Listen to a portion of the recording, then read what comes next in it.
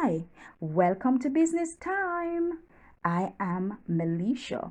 Remember to subscribe, like, and share. Today we will be looking at conflict. We're going to be looking at the potential sources of conflict within an organization and the strategies for the resolution of conflict within an organization. So let's begin.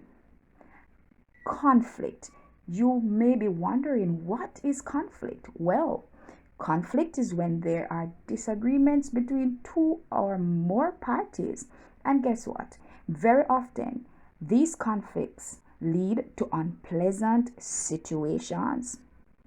Now, let's look a little deeper into conflict. What are some potential sources of conflict within an organization? The first one, poor working conditions or environment. Now, workers will be in conflict with managers if they do not have proper tools or resources to work with. This can cause some workers to be very miserable, and demotivated to work. A second source of conflict or cause of conflict is unfair treatment.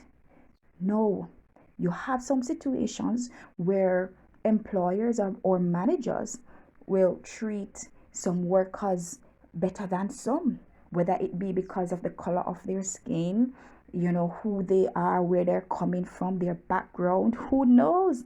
But this can cause conflict, and some workers will protest. Yes, they will not do their best, they will not necessarily, try to help and do everything that's possible to do their job well. A third one is poor communication.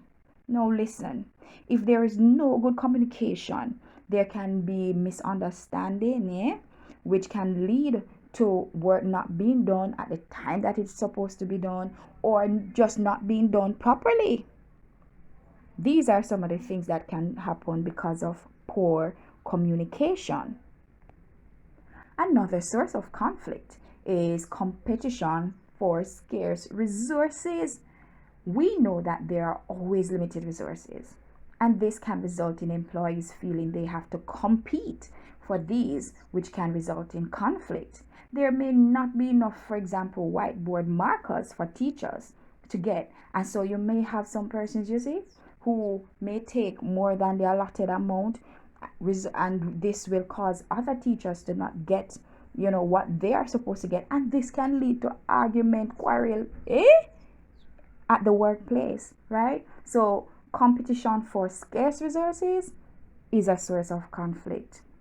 Another one is poor management. The worst thing that can happen is to have a leader who is incapable of properly running an organization. If workers have to wonder who really is the manager, this can cause serious conflict and chaos in the workplace, I tell you. Now, the final source that we're going to be looking at is that employees feeling that they are not paid fairly. And so this can cause conflict, if persons are feeling that they are being cheated on their pay. Definitely workers are going to have a serious issue with this problem. Let's now look at some strategies for the resolution of conflict within an organization.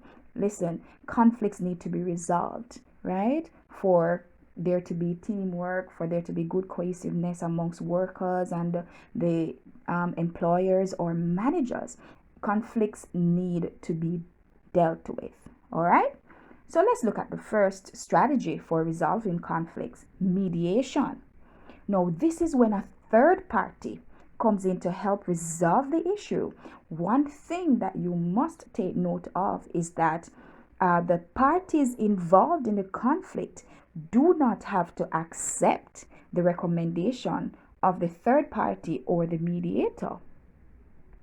Another resolution for conflict is arbitration. Now, this is when a third party, also called the arbitrator, steps in to help resolve the issue. Unlike in mediation, both parties have to accept what the arbitrator recommends. Yes, what the arbitrator says must go. Okay. Another strategy for resolving conflict is trade union representation.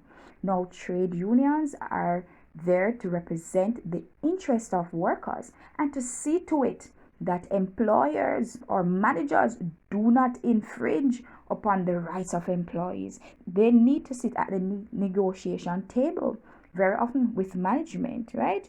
To ensure that whatever issues there are, it can be resolved so that employees can benefit. For example, when it comes to salary, that's a key one where workers need trade union representation.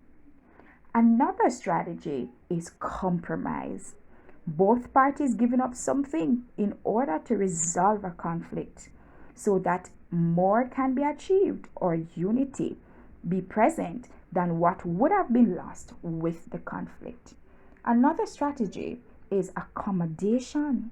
Yes, and so this is where one party allows the other party to do what he or she wanted. And sometimes this can be done because if your idea or suggestion is not implemented, if another suggestion or idea is implemented, it doesn't mean that things will go badly. So sometimes to resolve conflict, one party needs to just step back a little and allow the others to get done what they want to get done for peace sake. All right. So that is it for potential sources of conflict and strategies for the resolution of conflict within an organization. Hope you learned something. See you next time.